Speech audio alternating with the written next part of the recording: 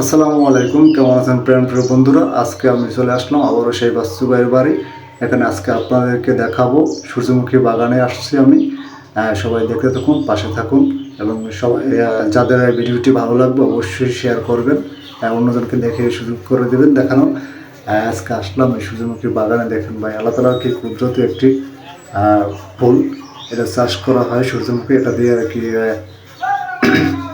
সরিষা তেল আর কি তৈরি করা হয়। দেখুন কি সুন্দর লাগতেছে, আপনাদের কেমন লাগতেছে অবশ্যই কমেন্টে জানাবেন।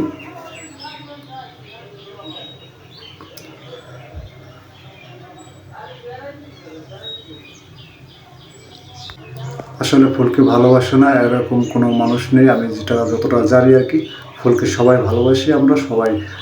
এবং ফুল যে চাষ হয় বা ফুল চাষ করে সে জায়গায় আমরা যেতে পারলে আসলে অনেক ভালো লাগে। সবাই আর কি খুশি হয়ে যে এরকম সুন্দর একটা দৃশ্য বা সুন্দর একটা জায়গা খুব ভালো লাগে সবার।